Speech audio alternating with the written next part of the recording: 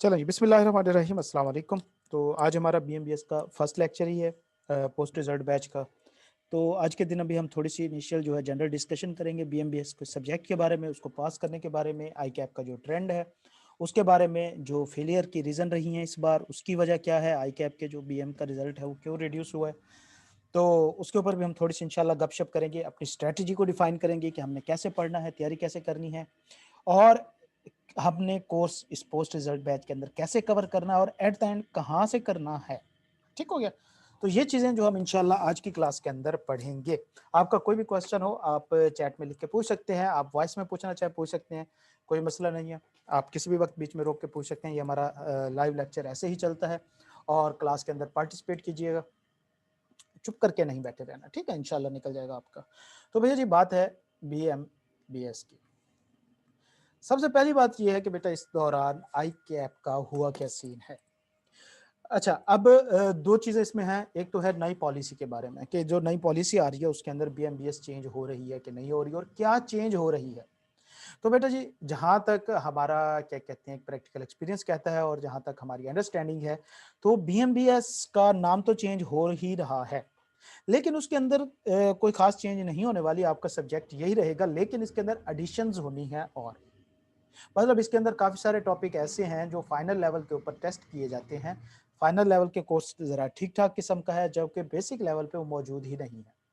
तो business management actually जो है एक बड़ा टॉपिक है, लेंथी टॉपिक है लेकिन अगर हम देखें कि इंटर लेवल के ऊपर उसका जो कोर्स है, ये सिलेबस डिफाइंड है वो कोई इतना ख़ास नहीं है। 2-3 उसमें फ़र्क है। अब बात करते हैं ज़रा आईकैप की ज़रा थोड़ी-सी न्यू पॉलिसी इफ़ेक्ट क्या होना है उसका और उसके बाद आईकैप की जो न्यू स्ट्रैटेजी जा रही है, उसके ऊपर भी बात करते हैं कि इस बार जो ट्रेंड रहा है, जो पास्ट पेपर था, तो उसमें क्या आईकैप ने किया है और वो अब आपसे क्या एक्सपेक्ट कर रहा है। थोड़ी-सी बात करते हैं बेटा बीएमबीएस की अगर हम नॉर्मल स्टडी टेक्स्ट बुक उठा के देखें तो वो ऑलमोस्ट 300 पेजेज़ की है, ठीक हो गया। लेकिन अगर हम बात करें कि बीएमबीएस के अंदर टॉपिक कितने हैं, तो बेटा वो कोई गिनती के 40 से 50 टॉपिक हैं। मतलब कोई 30 एक करीब थ्योरीज़ हैं, बाकी 20 एक टॉपिक डिफरेंट है। 40 से 50 टॉपिक है, इसके अलावा कुछ भी नहीं है पूरी बुक में। ओके, अगर हम बात करें कि भैया जी नोट्स बनाए जाएँ, हैंडआउट्स बनाया जाए और इसका क्रक्स निकाला जाए तो ये कोई बमुश्किल 100 पेजेज़ बनते हैं, इससे ज़्यादा पेजेज़ नहीं बनते। 100 या 125 के करीब जो हैं, ये पेजेज़ बनते हैं जो याद करने वाली चीज़ है। अब 2013 में जब ये चेंज बुक हुई थी, पहले ये एक अच्छा खासा बीसीबीएस का सब्जेक्ट हुआ करता था और बड़ा ही लड़ने वाला सब्जेक्ट था। मतलब एक किस्म का आप कह सकते हैं कि थोड़ा-सा उस नेचर का, वो नहीं कहते कि उस नस्ल का, तो ये उस नेचर का एक सब्जेक्ट था बीसीबीएस। क्यों? ये सारा एक थोड़ा-सा हट के है बाकी सब्जेक्ट से, पैटर्न से, बड़ा मुश्किल था। लेकिन इसको डिवाइड किया है तो अब मसला ये हुआ है कि 2013 से लेके अब तक कितनी अटेम्प्ट्स हो गई हैं? कोई बताएगा मुझे? अब आप आवाज़ आ रही है आपको बेटा? अब आप बट यस। ओके। तो ज़रा मुझे आप इस चीज़ के ऊपर बताएँगे कि 2013 की पॉलिसी के बाद अब तक कितनी अटेम्प्ट हो गई? ऑलमोस्ट 10 से 12 हो चुकी होंगी, ऐसा है? हर अटेम्प्ट में बेटा कम से कम 12 क्वेश्चन होते हैं। हर अटेम्प्ट में 12 क्वेश्चन होते हैं। अगर हम बात करें कि 12 अटेम्प्ट के अंदर 12 क्वेश्चन 144 क्वेश्चन वो अब तक टेस्ट कर चुका है, तो बेटा टॉपिक तो सारे 40 हैं। हर टॉपिक कम से कम 2-2 3-3 बार टेस्ट हो चुका है। और ये भी नहीं कि कोई लंबी चौड़ी सिनेरियो बेस्ड चीजें आई थी, इस तरह नहीं था। स्ट्रेट क्वेश्चंस में ये सारे टेस्ट हो चुके हैं। अगर बात की जाए कि बीएमबीएस में से अब मजीद अनसीन क्वेश्चन बनाना उस पैटर्न पे जिस तरह के ओल्ड पेपर पैटर्न चलता है वो पॉसिबल ही नहीं रहा। अगर आईकैप का हम रिसेंट पेपर देखें तो पहले आईकैप के पेपर का जो पैटर्न होता था वो तकरीबन 60% जो होता था वो अबाउट टू स्ट्रेट क्वेश्चन होते थे। मतलब वन लाइनर उसमें आ जाता था। 1.5 लाइन वाले जो क्वेश्चन होते हैं स्ट्रेट से कि भाई ये थ्योरी लिख दो या ये चीजें लिख दो या लीवर ऑफ चेंजेस प्रोड्यूस कर दो, दैट्स इट। और तकरीबन इन्हीं के अंदर ही वो आते हैं जो 3 या 4 लाइनों का क्वेश्चन होता था लेकिन एट द एंड रिक्वायरमेंट उसकी स्ट्रेट हुआ करती थी। 20% का क्वेश्चन जो होता था वो हाइब्रिड होते थे, मतलब जिसके अंदर एक से ज्यादा कंसेप्ट टेस्ट किए जाते थे और इसी तरह ही 10 to 15 मार्क्स का परफेक्ट केस स्टडी का 1-2 क्वेश्चन होते थे। ये पेपर पैटर्न होता था।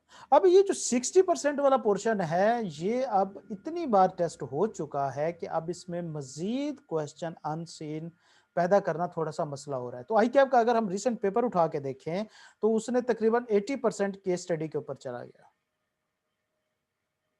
और ये वजह बनी है इस बार स्टूडेंट की फेलियर की।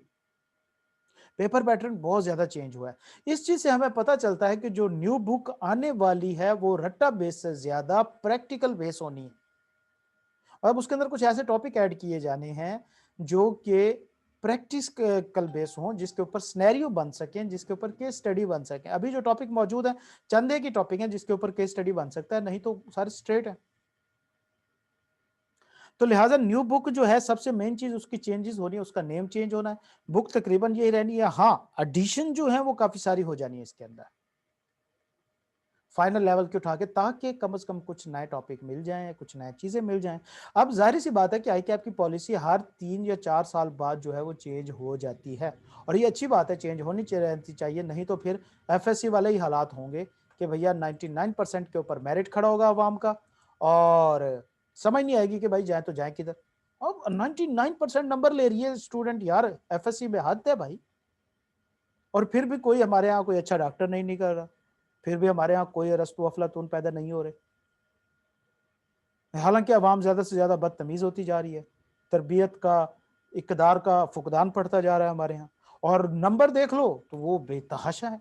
क्या है हमारी एफएस पॉलिसी ही चेंज नहीं हुई पिछले 20-25 साल से, हर चीज वही फिर रही है। तो पॉलिसी चेंज होना अच्छी चीज होती है, नहीं तो सीए में भी फिर वही हालात होंगे कि एक ईंट उठाएंगे और नीचे से 3-4 चार्टर्ड अकाउंटेंट निकल आएंगे।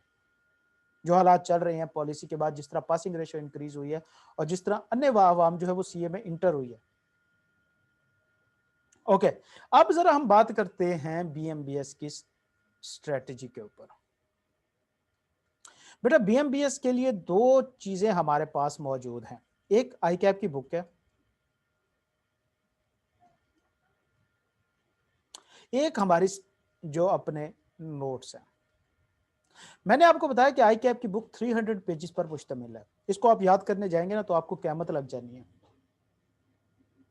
ठीक है, ये याद नहीं करनी। आई कैप की बुक स्टडी करना मस्ट है विद एग्जाम्पल। जो स्टूडेंट फेल हुए हैं उनको मैं 99% श्योरिटी के साथ कह सकता हूं उन्होंने आई कैप की स्टडी टेस्ट के अंदर दी गई एग्जाम्पल्स को पढ़ा ही नहीं था। अगर आप पेपर उठाएं, पास पेपर, और आई कैप की बुक की एग्जाम्पल निकाल के देखें तो तकरीबन वो सिमिलर पैटर्न के ऊपर है। नई बुक आखिर किस वजह से दी थी आई कैप ने? आप में से ज्यादातर ने जहमत ही नहीं की ये देखने की कि भैया नई बुक के अंदर चेंज हुआ क्या है। हर कोई हमसे पूछता सर मेजर चेंज है, हमने कहा नहीं है, बात खत्म। हमसे पूछते थे सर क्या इतनी चेंज हुई है, हम नई बुक लें ओल्ड से तैयारी हो जाएगी। बेटा तैयारी तो ओल्ड से हो जानी है, लेकिन जरा थोड़ी सी तकलीफ करके देखे तो सही कि चेंज हुआ क्या है। आपको ये लगा कि भाई पहले हरी हरी थी अब नीली कर दी है, तो वो हर चीज हरी हरी दिखाई दे रही थी हमको। हमने उनकी एग्जाम्पल करने की जहमत ही नहीं की। तो दो चीजें हैं, बुक याद नहीं करनी, 300 पेजेस आपसे याद हो ही नहीं सकते, ठीक है। कुरान पाक गिफ्ट करने जाएं तो इतने पेजेस उसके होते हैं और आपको 3 साल 4 साल लग जाते हैं, तो बुक आप कैसे याद कर सकते हैं 300 पेजेस की। हाँ, याद क्या करना है, नोट्स, जो कि हमारे 100 to 125 पेजेस के सारे बनते हैं। अब बेटा देखो, अगर हम आई कैप की स्ट्रेटेजी की बात करें, बुक की क्या कहते हैं डिवीजन की बात करें, तो पहला और दूसरा चैप्टर जो है ये तकरीबन 25 मार्क्स का है। तीसरा, चौथा, पांचवा, छठा, सातवां, आठवां, नौवां, 10वां और 11वां, ये ग्रिड्स हैं। ये 25 का, ये 10 से 15, ये 10 से 15, ये 10 से 15, ये 10 से 15, ठीक है। 50 नंबर इसके अंदर डाले हुए हैं। अब हम बात करें कि पहला चैप्टर और दूसरा चैप्टर तकरीबन 90 पेजेस को कवर करते हैं। अगर हम बात करें यही कि नोट्स इसके कितने पेजेस के बनते हैं, तो मुश्किल कोई 25 पेजेस है। ओके, अब पहले चैप्टर के अंदर इफेक्टिवली 8 टॉपिक हैं जस्ट, जो कि तकरीबन 15 नंबर के हैं, और पहले चैप्टर के अंदर 6 टॉपिक हैं जो कि 10 नंबर के हैं, और कोई इतने लंबे चौड़े टॉपिक नहीं है, कंफ्यूजन वाले नहीं है, परेशानी वाले नहीं है। अगर हम बात करें पहले चैप्टर के अंदर तो क्या है टॉपिक, मैनेजमेंट की 3 थ्योरीज इंपॉर्टेंट है, ब्यूरोक्रेसी की 3 थ्योरीज इंपॉर्टेंट है, मेन क्वेश्चन, और मैनेजमेंट की जो एस्पेक्ट ऑफ रिस्पॉन्सिबिलिटी है, दैट्स इट। ये 6-7 टॉपिक ऐसे हैं जहां से कम 7 नंबर का क्वेश्चन आना है। छोटे क्वेश्चन, शॉर्ट क्वेश्चन 1-2 नंबर के, वो किसी भी टॉपिक से उठा सकता है, जिस तरह क्यूआर, ऑपरेशन रिसर्च थ्योरीज वगैरह वाला टॉपिक है ये वाला। तो मैनेजमेंट की जो थ्योरियां हैं, good principle of good management है, इस तरह एक्स वाई के थ्योरी है, थ्योरी जी है, ये थ्योरीज जो हैं, अगर आप ये बुक से करने जाएंगे आपको कभी क्लियर नहीं होगा कि थ्योरी क्या थी, एक्सप्लेनेशन क्या थी उसकी। वजह क्या है कि थ्योरी के अंदर से हमें एक्सप्लेन, बुक के अंदर एक टॉपिक होता है, वो थ्योरी प्लस एक्सप्लेनेशन होता है, वो आपको वहां पे समझाने की गर्ज से बुक के अंदर दिया होता है। लेकिन जब आपसे एग्जाम पूछा जाता है तो हो सकता है सिर्फ आपसे थ्योरी पूछी जाए, आप एग्जाम्पल प्रोड्यूस करने बैठ जाएंगे, एक्सप्लेनेशन प्रोड्यूस करने बैठ जाएंगे, आप 3 घंटों में पेपर सॉल्व ही नहीं कर सकते। तो सबसे पहले हमें ये आइडेंटिफाई करना पड़ेगा कि एक थ्योरी के अंदर याद करने वाली कौन सी चीजें, पढ़ने वाली कौन सी चीजें, ताकि हम थोड़ी सी स्मार्ट स्टडी कर सकें, अपना टाइम कवर कर सकें। अच्छा, जहां तक बात करें दूसरे चैप्टर की, तो बेटा कंपेटिटिव फैक्टर्स के अंदर स्ट्रेटजी वाला, वैल्यू चेन और 5 फैक्टर, 3 टॉपिक ये बनते हैं। पेस्टल एनालिसिस की बात करें तो उसमें सबसे ज्यादा इंपॉर्टेंट पॉलिटिकल, लीगल और जो इकोनॉमिकल है उसके अंदर एम्प्लॉयमेंट वाला, नहीं इकोनॉमिकल में आते हैं, हाँ फुल एम्प्लॉयमेंट में वहां पे टॉपिक आता है, एम्प्लॉयमेंट वाला। ये 3 टॉपिक वो हैं जिनके अंदर से बड़ा क्वेश्चन बन सकता है। पेस्टल एनालिसिस में से पास पेपर में अब तक 2013-14 से लेके अब तक कोई 1-2 बार ही क्वेश्चन टेस्ट हुआ है, ज्यादा फेवरेट टॉपिक उसका ये है। 8 नंबर का क्वेश्चन इन 3 टॉपिक में से आता है। पॉलिटिकल, लीगल और एम्प्लॉयमेंट के लॉज जो हैं, इनके एस्पेक्ट्स जो हैं, 6 हेडिंग्स हैं, और वो कोई ऐसी रॉकेट साइंस नहीं है कि मुश्किल हो। पॉलिटिकल में क्या है, nationalisation, road structure, infrastructure, education policy, technical education वगैरह वगैरह वगैरह। लीगल फैक्टर के अंदर एस्पेक्ट जो इसके आते हैं, एम्प्लॉयमेंट लॉज हैं, मिनिमम वेज रेट है, वर्किंग कंडीशन, एम्प्लॉयमेंट लॉज, वो सबसे बेहतरीन है। और टाइप्स ऑफ अनएम्प्लॉयमेंट, ये 3 गिनती के बड़े टॉपिक हैं, बाकी सारा सिर्फ पढ़ने वाला भरा पड़ा है, और इसके अलावा कुछ भी नहीं है पूरे अंदर। हम क्या करते हैं कि हम बुक उठाते हैं और पहले 2 चैप्टर तो साइड पे कर लेते हैं कि ये हम सबसे एंड पे करेंगे, ठीक है, सबसे एंड पे करेंगे क्योंकि ये लेंथी है, ताकि एग्जाम के पास जाते हुए ये हमारे जहन में रह जाए चीजें। और जब तक हमारी तैयारी होती रहती है, हमारे जहन में एक बात खड़ी होती है कि भाई जिन तो अभी पढ़ा है, हमने उसे टच ही नहीं किया। हालांकि वो जिन जिसको आप समझ रहे हैं वो छोटा सा एक बच्चा है, कुछ भी नहीं है उसके अंदर, इतना ज्यादा उसे सवार कर लिया गया उसकी बुक की लेंथ को देख के। यही मसला है कि हम बुक याद करने बैठ जाते हैं जब, तो फिर यही होना है। ओके, तो बेटा अच्छा, अब इसके अंदर कोई चैप्टर छोड़ना या ग्रिड्स बनाना इंतहाई फजूल बात है। उसकी वजह क्या है कि मैं आपको बताता हूं। बीएमबीएस का चैप्टर 1 से लेके 11 तक सब एक सीक्वेंस के अंदर है, मतलब ये एक डिसेंडिंग ऑर्डर में एक बिजनेस को अंडरस्टैंड करने की स्ट्रेटजी है। डिसेंडिंग ऑर्डर में हमने पहले चैप्टर में ऑनर्स से स्टार्ट होना है पढ़ाना, दूसरे चैप्टर से हमने मैनेजमेंट को स्टार्ट होना है पढ़ाना, और फिर मैनेजमेंट को हमने बेसिक से स्टार्ट होना है। पहले एक्सटर्नल चीजें बतानी है हमने सारी उनकी, फिर सबसे उनसे ऑर्गेनाइजेशन का स्ट्रक्चर बनाना है, फिर हमने कल्चर डेवलप करना है। मतलब ये कि हम ऑनर से काम शुरू करेंगे और एक बेसिक एम्प्लॉय बिहेवियर और उनके कन्फ्लिक्ट तक जाएंगे। तो तमाम चीजें एक सीक्वेंस के अंदर हैं जब, तो हम बीच में से कैसे कोई स्किप कर सकते हैं, ये छोड़ सकते हैं जब सब इंटर रिलेटेड है। हमें पढ़ाया जाता है कि भाई बीएम जो है वो बस ऐसे ही है, थ्योरी है यार, रट्टा मार लो। भाई ये सारा लॉजिक है इसके अंदर, हर चीज कनेक्टेड है एक सीक्वेंस के अंदर। आप पहले चैप्टर में देखेंगे कि आप सिर्फ ऑनर्स को पढ़ा रहे हैं, जब आप पढ़ेंगे क्लास शुरू करेंगे रेगुलर, दूसरे चैप्टर में हम ऑर्गेनाइजेशन के एक्सटर्नल फैक्टर के बारे में बता रहे हैं, मतलब एक मार्केट का ओवरव्यू दे रहे हैं मैनेजमेंट को कि भाई अब आप आ गए हैं, अब आपने बिजनेस चलाना है, बिजनेस शुरू करना है, तो आप बिजनेस शुरू करने से पहले जरा हालात देख लें कि मार्केट के चल क्या रहे हैं। फिर उसके बाद हमने बाहर की चीजें उनको समझा देनी है, चैप्टर 2 में सिर्फ समझानी है, याद नहीं करानी उनको। हम उनको बता देंगे कि भाई देखो जहाँ पे आप रहते हो वहाँ पे लीगल लॉज आपके बिजनेस को ऐसे इफेक्ट कर सकते हैं, वहाँ की इन्वायरमेंटल पॉलिसीज ऐसे इफेक्ट कर सकती हैं, आपके कंपेटिटर जो हैं उनकी स्टडी भी तो करनी है ना।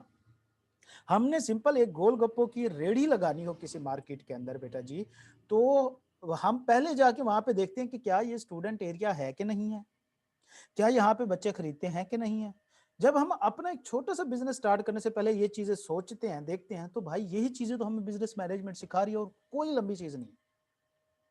मतलब जब हम पढ़ेंगे आप देखिएगा कि हम यही गोलगप्पे बर्गर और इन्हीं की एग्जांपल लेके चलेंगे, आप सबको पता चल जाएगा कि हर चीज प्रैक्टिकली है जो बुक के अंदर लिखी हुई है, ये कोई हवाई चीज नहीं लिखी हुई यहाँ पर। तो लिहाजा हम सीक्वेंस में ही चलेंगे। उसके बाद जो होगा क्या कहते हैं, हाँ, तैयार हमने करना है नोट्स से हमेशा। अब हमारे मैं जो पढ़ाता हूं मेरी 3 स्ट्रेटजीज होती हैं। पहली बात तो ये कि बेटा मुझे आप लोगों पे टक्के का भरोसा नहीं है कि मैं आप पे छोड़ दूं कि आप तैयारी कर लेंगे, मैं क्लास में लेक्चर दूं और उसके बाद 1 घंटा आप घर में पढ़ेंगे। तो लिहाजा मैं तो क्लास के अंदर ही तैयारी कराता हूँ, मैं क्लास के अंदर ही 4-5 बार रिवाइज कराता हूँ। अगली बार क्लास में आपसे सुनूंगा, आपकी असाइनमेंट्स होंगी क्लास के अंदर, और हर चैप्टर के एंड पे हमारा टेस्ट हुआ करेगा, और फिर उस टेस्ट की डिस्कशन भी हुआ करेगी। तो हमारी नॉर्मल स्ट्रेटजी ये रहती है कि हम तैयारी जो है वो नोट से करेंगे, स्टडी टेक्स्ट की एग्जाम्पल हमने मस्ट करनी है, और मैं हर चैप्टर खत्म होने के बाद उसकी एग्जाम्पल कराता हूँ। हमारा रेगुलर बैच तकरीबन 30% कोर्स कंप्लीट होने वाला है, 25 तो हो ही चुका है, तीसरा चैप्टर हाफ हो गया उसका अल्हम्दुलिल्लाह। तो उसके 3 एक टेस्ट भी हो चुके हैं, कोई 2-3 असाइनमेंट्स भी हो चुकी है। तो हर चैप्टर का हमारा कम से कम 1-2 असाइनमेंट्स होती हैं। इन असाइनमेंट और टेस्ट का पर्पज ये होता है कि 2013 से लेके अब तक जितने भी पास पेपर हैं वो आपसे टेस्ट कर लिए जाएं। तो तमाम पास पेपर जो है वो आपके टेस्ट हो जाते हैं क्लास के अंदर ही। मतलब कुछ 2 क्वेश्चन आपको असाइनमेंट के दे देता हूँ, फिर अगली असाइनमेंट में 2-3 क्वेश्चन, बाकी जो बच जाते हैं वो टेस्ट में आपसे पूछ लिया जाता है। तो हमारे पास पेपर कवर होंगे, साथ में अपने नोट्स हमने तैयार करने हैं। बुक सिर्फ पढ़ने की हद तक है, उसे सिर्फ हम पढ़ेंगे, इसके अलावा हमने उसका कोई यूज नहीं करना, कोई चैप्टर हमने नहीं छोड़ना, और उसके अंदर कोई चेंज नहीं करना, स्किप नहीं करना, अपनी स्ट्रेटजी चेंज नहीं करनी या जंप नहीं करना, ग्रिड के मुताबिक कोई तैयारी नहीं करनी हमने अपनी। ओके, हमारा जो पैटर्न रहता है वो बेटा इस तरह रहेगा कि हम पहले 2 चैप्टर करेंगे कोई विद इन 10 डेज या 12 डेज। ये 25 नंबर हमने आगे चल के हर चैप्टर के साथ तैयार करने हैं। मतलब हम चैप्टर 3 स्टार्ट करेंगे, चैप्टर 2 का टेस्ट होगा, थोड़ा सा आगे चलेंगे चैप्टर 2 का फिर टेस्ट होगा, थोड़ा सा मजीद आगे चलेंगे चैप्टर 1 का फिर से टेस्ट होगा, चैप्टर 3 खत्म होगा, चैप्टर 3 का टेस्ट होगा, चैप्टर 4 शुरू करेंगे, चैप्टर 1 की आपकी रिवीजन होगी, चैप्टर 4 हाफ करेंगे, चैप्टर 2 की रिवीजन होगी, चैप्टर 4 खत्म होगा, चैप्टर 4 का टेस्ट होगा, 5 हम जब स्टार्ट करेंगे, चैप्टर 1 2 3 इनका कंबाइंड टेस्ट होगा। तो ये एक हमारी हाइब्रिड किस्म की तैयारी रहती है कि हम एट द एंड शुरू से आखिर तक जुड़ के रहेंगे चीजों के साथ। तो लिहाजा रिकॉर्डेड पे रहना कि सिर्फ सर हम रिकॉर्डेड ले लेंगे, या हम क्या कहते हैं बाद में पढ़ लेंगे, या कोई लेक्चर स्किप कर देंगे, तो फिर कोई श्योरिटी नहीं है बेटा। ठीक है, पिछले बैच में अल्हम्दुलिल्लाह मेरे 11 स्टूडेंट थे, 9 उसमें से पास कर गए। ठीक है, और जो 2 रह गए हैं उनकी भी कुछ अपनी पर्सनल वजूहत थी। खैर, तो ये अल्लाह ताला की मेहरबानी होती है कि क्या चलता है उनके हिसाब से कैसा चलता है। तो मैं अपनी तैयारी क्लास में कराता हूँ, एक्स्ट्रा पढ़ने की जरूरत नहीं है, बस आधा घंटा आपने वो निकालना होगा जब आपको टेस्ट या असाइनमेंट दी जाएगी। बाकी क्लास आपने रेगुलर लेनी है, क्लास का काम क्लास में ही करना है। अच्छा, अब हम जरा बात कर लेते हैं पेपर पॉइंट ऑफ व्यू से। हमने अपनी स्ट्रेटजी भी डिस्कस कर लिया, हमने पढ़ना कैसे है ये भी हमने डिस्कस कर लिया, कहाँ से पढ़ना है ये भी हमने डिस्कस कर लिया। थोड़ा सा पेपर पॉइंट ऑफ व्यू से हमने देखा है कि आई कैप ने जिस तरह अपने पेपर पैटर्न को चेंज कर दिया है और वो इसको मजीद चेंज करेगा। ठीक है, अब जो सब्जेक्ट खासतौर पे चेंज हो रहे हो, जिनके अंदर मेजर चेंज आ रही होती है, उनसे पहले वाली अटेम्प्ट को हम कुछ गोल्डन अटेम्प्ट कहते हैं कि उसमें पासिंग रेशो बढ़ जाती है। इस बार पासिंग रेशो बीएमबीएस की गिरी है, उसकी वजह मैंने बताई है कि उसने पेपर पैटर्न चेंज कर दिया, स्टूडेंट को पता ही नहीं है कि हमने आंसर कैसे करना है उन क्वेश्चंस का जो कि केस स्टडी की फॉर्म में। तो पेपर के अंदर बेटा हमेशा 3 तरह के क्वेश्चन होंगे, बीएमबीएस में भी हमेशा 3 तरह के क्वेश्चन होंगे। एक क्वेश्चन होंगे स्ट्रेट, इसकी 2 फर्दर टाइप होती हैं। एक वो क्वेश्चन होता है जो 1 लाइनर है या 1.5 लाइनर 1.5 लाइन का, एक वो क्वेश्चन होता है जो 3 साढ़े 3 लाइन का होता है। रिक्वायरमेंट दोनों के अंदर जो वर्ड यूज होते हैं वो narrate, state, enlist, provide, describe, इस तरह के वर्ड यूज होते हैं। इनका आंसर बिल्कुल स्ट्रेट होता है जो बुक के अंदर लिखा हुआ है। आंसर करना कैसे है, अगर हम आई के आपके पास पेपर उठा के देखें, किसी भी पास पेपर का आप सोल्यूशन उठा के देखें, तकरीबन उसके अंदर 70 to 80% सिर्फ पॉइंट्स की फॉर्म में होता है, ऐसे पॉइंट, और कोई पॉइंट ऐसा नहीं होता जो 1 या 1.5 लाइन से बढ़ जाए। तो सिंपल वर्डिंग में लिखा होता है वो क्वेश्चन। ठीक हो गया। अच्छा, इसका आंसर तो बिल्कुल स्ट्रेट होना है बुक के हिसाब से। इसके अंदर थोड़ा सा मसला होता है, आंसर इसका भी स्ट्रेट होगा, लेकिन इसके अंदर कंपनी का नाम यूज होगा। इस क्वेश्चन के अंदर जो 3 लाइनों का या 4 लाइनों का, किसी शख्स का नाम यूज होगा, किसी बंदे का नाम यूज होगा, किसी कंपनी का नाम यूज होगा। उसका आंसर हमेशा हम उस शख्स, बंदे का नाम लेकर ही करेंगे। मतलब हमने आंसर को हमेशा इसके साथ रिलेट करना है, और ये तकरीबन पेपर का 60% पोर्शन कंप्राइज करते हैं, चाहे वो किसी फॉर्म में हो। पहले ये वाले क्वेश्चन जो होते थे ना, इन दोनों का हाफ हाफ वेटेज होता था, अब इसका रिड्यूस कर दिया है कि आपने इसके ऊपर ज्यादा बेस कर रहा है। वजह क्या है कि इस तरह के क्वेश्चन वो टेस्ट कर करके अब टॉपिक ही कोई नहीं बचा। आप अगर पिछले 4 साल के पास पेपर कर लें तो आपका पेपर सारा हो जाता है, 80% आपका पास पेपर में से आता था। तो लिहाजा अब उसने इन क्वेश्चन पे मूव करना शुरू कर दिया है। तकरीबन 15 to 20% इसका पोर्शन होता है। इसके अंदर क्वेश्चन के अंदर more than one concept test होते हैं। ये हमेशा 3-4 लाइन का क्वेश्चन होगा। इसकी रिक्वायरमेंट के अंदर ज्यादातर वर्ड यूज होता है डिस्क्राइब ब्रीफली, एक्सप्लेन ब्रीफली, या डिस्कस ब्रीफली, या डिस्कस, या प्रोड्यूस। इसका आंसर जो होता है बेटा वो थोड़ा सा पैराग्राफ की फॉर्म के अंदर जाता है, लेकिन कोई भी पैराग्राफ 2 या 3 लाइनों से ज्यादा का नहीं हो, 2.5 लाइनों तक मैक्सिमम एक पैराग्राफ आप जाएंगे। इसके अंदर 2-3 को जो क्या कहते हैं कंसेप्ट होते हैं वो हमेशा टेस्ट होते हैं एक हाइब्रिड क्वेश्चन के अंदर। इनके अंदर सिंगल कंसेप्ट होगा, या किसी एक सिंगल थ्योरी के, सिंगल टॉपिक का रिलेटेड क्वेश्चन होता है। इसके अंदर कोई ज्यादा क्वेश्चन नहीं होते। हाँ, ये जो क्वेश्चन होता है बेटा, ये क्वेश्चन हाइब्रिड होता है। मतलब इसके अंदर 2-3 कंसेप्ट टेस्ट होते हैं कि हो सकता है वहीं पे चेंज लीवर भी पूछ ले, स्ट्रेटेजी भी पूछ ले। ये 10 से 15, 15 से 20 मार्क्स का इसका वेटेज होता है।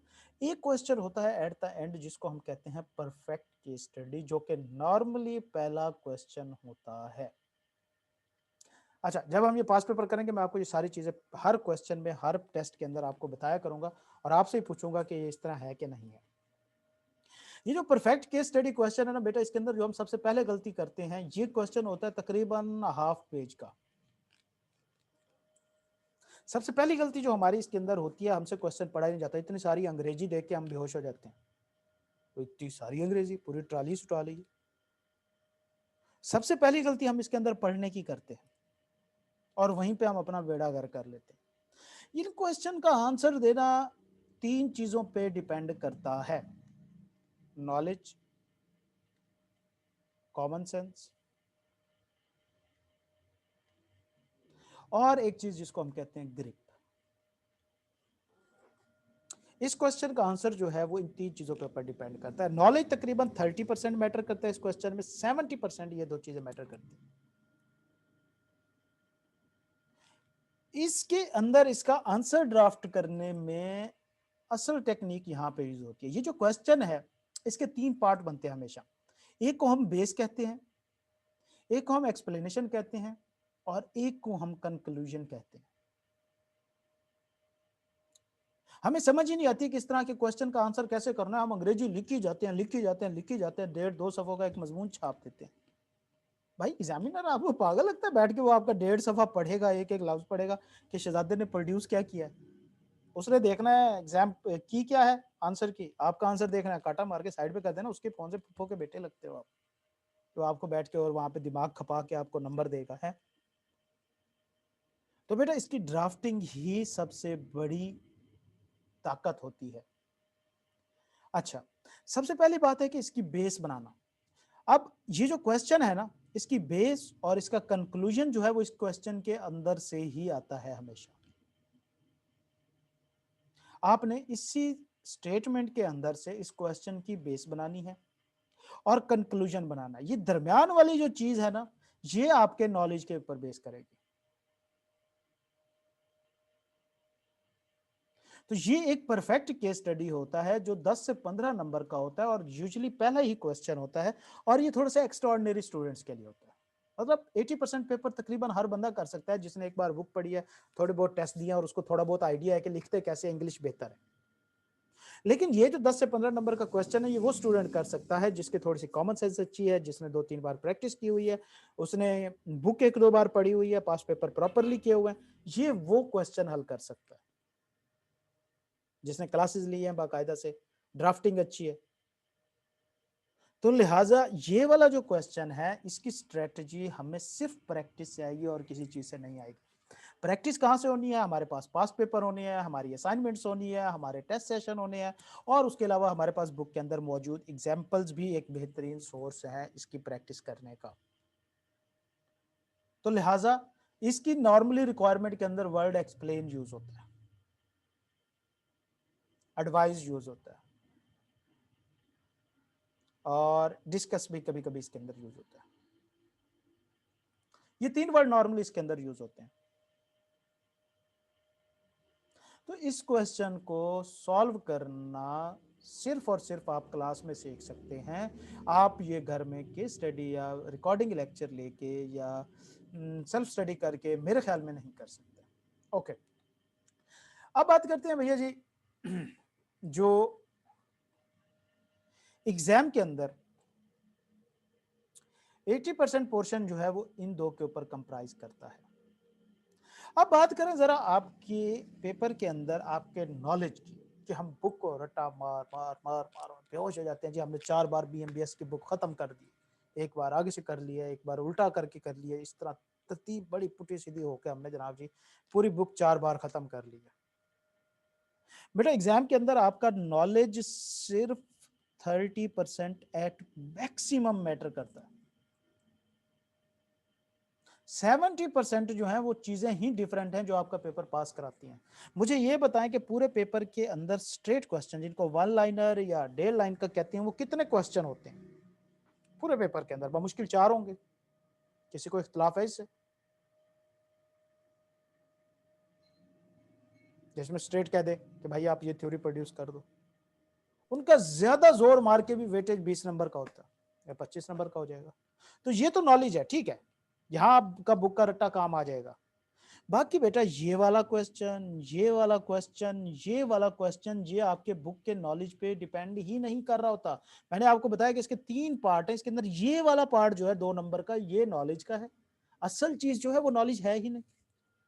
असल चीज ये है कि आप केस को समझे हैं कि नहीं समझे, आप क्वेश्चन को अंडरस्टैंड कर भी पाए हैं कि नहीं कर पाए, जो एग्जामिनर आपसे पूछना चाह रहा है आपने वो बताया कि नहीं बताया। हम पेपर में क्या करते हैं, हम पेपर का क्वेश्चन पढ़ते हैं, हमारा दिमाग कहता है जी ये क्वेश्चन के अंदर ये बात आ गई, इसका आंसर ये होना है, मुझे आता है। हमने वो लिख देना और कहना पेपर बहुत ही आसान था, हम तो लिख के आए। भाई आप वो लिख के आए हो जो आपके दिमाग ने कहा है कि ये ठीक है, आप वो नहीं लिख के आए कि जो एग्जामिनर कह रहा है कि मुझे ये दो। तो क्वेश्चन को अंडरस्टैंड करना, क्वेश्चन की ड्राफ्टिंग करना, क्वेश्चन को रिलेट करना 70% मैटर करता है आपके पेपर के अंदर। आपका नॉलेज, आपका रटा, आपकी बुक की स्टडी, आपकी क्रैमिंग सिर्फ 30% है। ये 70% बंदा कहां से सीखता है बेटा? ये 70% सिखाने के लिए ही उस्ताद होता है, जो टीचर सिखाता है आपको। ये 30% आप खुद पढ़ सकते हैं। आप में से किसको अंग्रेजी नहीं आती यार? अच्छे खासे वास्को डे गामा के रिश्तेदार लोग थे आप, तो इंग्लिश आती है आपको, आप बुक भी पढ़ सकते हो। मैं आपको क्या स्टडी करूँ, आप खुद कर ले। कौन से उसमें मुश्किल वर्ड है? 2-4 वर्ड वोकैबुलरी के होते हैं, खत्म हो जाता है। मैं डेली का 1 पेज पढ़ाता हूँ 1 घंटा लगा के। तो क्या वो 1 पेज करने पढ़ने के लिए आपको 1 घंटा चाहिए? बिल्कुल भी नहीं चाहिए। 10 मिनट में आप पेज पढ़ाएं, मुश्किल वर्ड के मीनिंग बताएं और बोले भैया रट्टा मार लो। जो हम 50 मिनट बाकी स्टोरियां सुनाते हैं, बाकी बातों पे डिस्कस करते हैं, आपको प्रैक्टिकली चीजों को रिलेट करते हैं, आपकी कॉमन सेंस डेवलप करते हैं, आपकी अंडरस्टैंडिंग डेवलप करते हैं, आपको प्रैक्टिकल सिनेरियो के साथ रिलेट करके बताते हैं, असल वो चीज होती है जो एग्जाम में आपके काम आती है। अब अगर आप कहते हैं कि जी आपके बिजनेस के लॉजिक्स क्लियर हों और आपको क्या कहते हैं सारा आना चाहिए, ये वो, देखो बेटा मेरी एक स्ट्रेटेजी है कि मैंने आपको पेपर पास कराना है, ना कि मैंने आपको कोई वकील बनाना है या ये चीज है। वो आप फॉर्म में जाके प्रैक्टिकली 3.5 साल खप के बहुत ज्यादा जलील होके सीख लोगे सारा कुछ। अब भी आपका प्राइम ऑब्जेक्टिव सिर्फ पेपर पास करना होना चाहिए।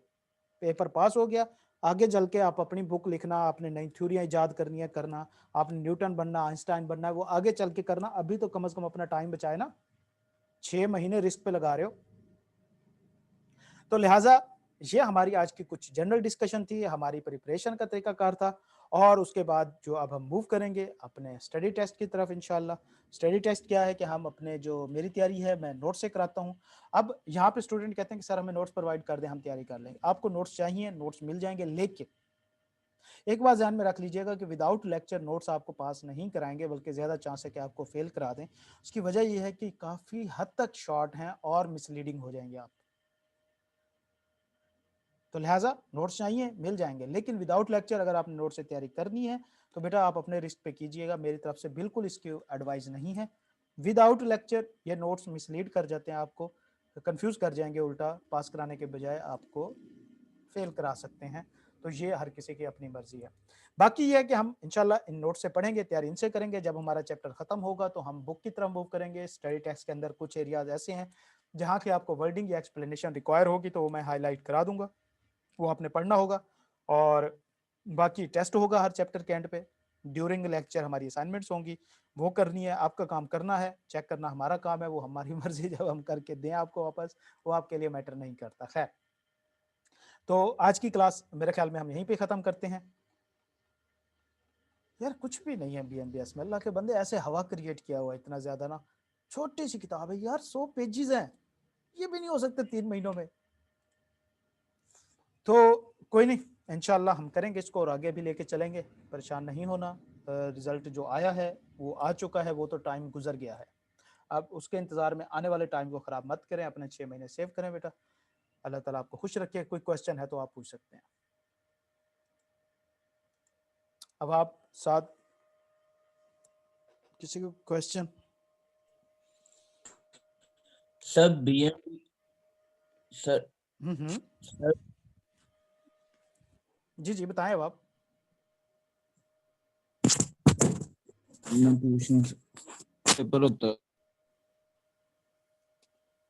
तो अगले दिन लॉ का पेपर है सुबह टाइम, तो सर दोनों थ्योरी के पेपर्स हैं, तो सर इसमें कोई डिफिकल्टी नहीं आएगी पेपर देने में लॉ का?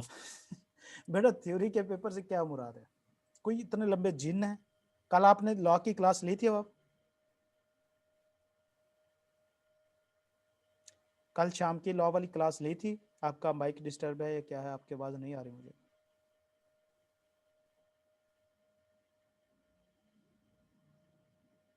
चलें, आपकी आवाज़ मुझ तक नहीं पहुंच पा रही, आपका माइक ठीक नहीं होगा, आप टाइप करके मुझसे आंसर कर सकते हैं क्वेश्चन।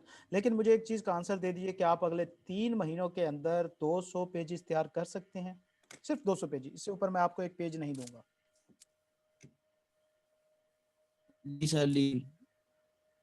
अगर आप 200 पेजेस 3 महीनों के अंदर अगले तैयार कर सकते हैं और उनके टेस्ट दे सकते हैं तो बेटा आप दोनों पेपर आराम से पास कर सकते हैं।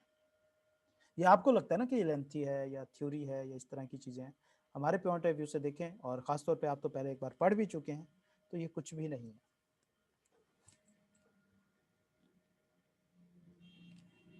साथ आपका कोई क्वेश्चन बेटा?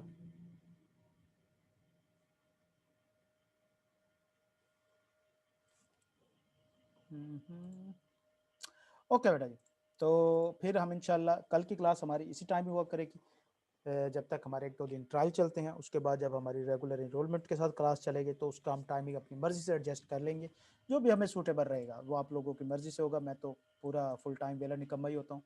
खैर, तो उस हिसाब से आप इवनिंग में जाना चाहें तो आ सकते हैं, मॉर्निंग में चलना चाहें तो चल सकते हैं, वो हमारी मर्ज़ी होगी इंशाल्लाह। तो मिलते हैं कल की क्लास में। कल की क्लास जो है वो मस्ट अटेंड कीजिएगा। कल हम अपना चैप्टर पहले स्टार्ट करेंगे और इसका जो एक फ्लो चार्ट के थ्रू अंडरस्टैंडिंग है, पहले हम वो लेंगे कि इस पूरे चैप्टर में है क्या। मतलब पूरे चैप्टर के अंदर इसकी 3 चीज़ें हैं, ब्यूरोक्रेसी की थ्योरीज हैं, मैनेजमेंट की थ्योरीज हैं और जनरल प्रिंसिपल है, बस 3 चीज़ें हैं। कल हम एक फ्लो चार्ट बना के पहले अंडरस्टैंड कर लेंगे कि भाई इस चैप्टर में है क्या। उसके बाद फिर हम देखेंगे यार इनके अंदर कौन सा जिनका बच्चा निकलता है जो अब तक आपको पास नहीं होने दे रहा। कल आपको खुद ही हंसी आ रही होगी कि यार ये चीज़ें थी जो हमें नहीं पता थी। और उसके बाद जो इम्पॉर्टेंट चीज़ है पेपर, जो पास कराने वाली चीज़ है, वो हमारे टेस्ट सेशन और डिस्कशन होंगी। क्लास के अंदर जो चीज़ें मैं आपको बताऊंगा, उसके बाद हम टेस्ट करेंगे, और जो असाइनमेंट्स होंगी, जो उनकी डिस्कशंस होगी, जिसके ऊपर हमारा एक्सटेंसिव फोकस रहेगा, वो सबसे इंपॉर्टेंट है। क्लास मिस नहीं करनी। आप कुछ भी मिस कर सकते हैं, क्लास मिस नहीं कर सकते। ठीक हो गया? तो इंशाल्लाह अब आप मुझे व्हाट्सएप पे मैसेज कर दीजिएगा, बेटा यहाँ पे आपका नेट डिस्टर्ब चल रहा है, आवाज़ नहीं आ रही है आपको मेरी, या आपकी मुझे नहीं आ रही, तो वहाँ पे आपको इंशाल्लाह रिप्लाई कर दूंगा। ठीक हो गया? अल्लाह ताला आप सबको अपने हिफ्ज़-ओ-अमान में रखे। कल की क्लास में मिलते हैं। अल्लाह हाफ़िज़।